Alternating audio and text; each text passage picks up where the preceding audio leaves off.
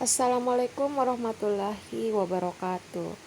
Baik, hari ini kita lanjutkan pembelajaran bahasa daerah Makassar Pelajaran Makarua, yaitu KD32, mengenal berbagai jenis kata benda dan kata penggolong benda dalam bahasa Makassar, atau diistilahkan kata benda itu kana apa-apa dan kata penggolong benda itu diistilahkan kana panyuka atau kana pak baku. Yang pertama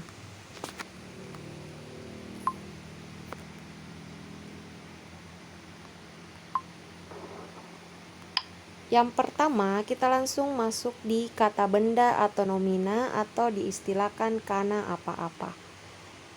Kana apa-apa ialah kata-kata yang menyatakan benda. Benda itu segala sesuatu yang ada di alam ini, baik manusia, binatang, tumbuh-tumbuhan maupun barang yang tidak hidup. Kata benda ada dua macam atau terbagi atas dua jenis, yaitu kata benda konkret dan kata benda abstrak. Apa itu kata benda konkret? Kata benda konkret adalah semua benda yang dapat dilihat, diraba, dan dirasakan. Sedangkan kata benda abstrak adalah semua kata yang dapat dibendakan, dapat dirasakan, dan bendanya itu tidak dapat dilihat secara nyata.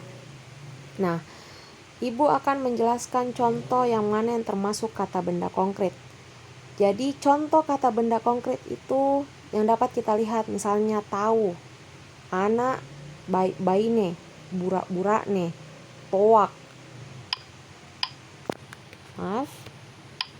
tedong, sapi, jarang, bembe, jangang, kiti, ruku, ase, kaluku, biralle, lame, kangkong, kadera, mejang, lamari, sapeda, bobo, dan bangko.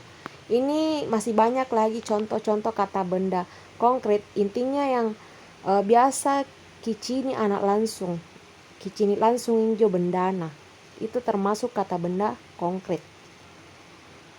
Sedangkan yang kedua, contoh kata benda abstrak, yamintu angin, kabajikang, kakodiang, pak balakang, pamoneang, pangisengang, paturioloang, panggaukang. Itu semua contoh kata benda abstrak, artinya tidak dapat dilihat tapi bisa dirasakan. Itu termasuk kata benda abstrak. Jadi paham itu apa nih, karena kata benda atau kana apa-apa terbagi dua, kana konkret sigang kana abstrak. Contohnya kisentomi. Selanjutnya, kata penggolong benda atau kata penyekat dalam bahasa Makassar yaitu kana panyuka yareka pak baku. Jadi kata penggolong benda dalam bahasa Makassar disebut kana panyuka yareka kata pak baku.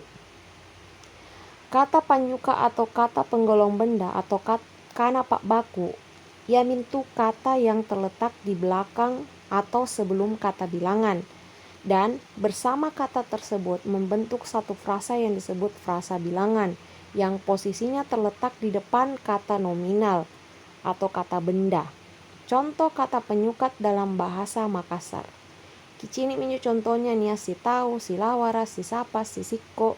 Jadi bisa kalian lihat penyukatnya, yaitu contoh yang pertama si tahu tahu, si lawara baju, si sapa tanah, si sikko kangkong, si kayu tedong, si papa cincing, si papa benteng, si batu bayau, si batu paipa, si batu kandre Jawa, si karong berasa, si litere tibuang, si litere berasa, si litere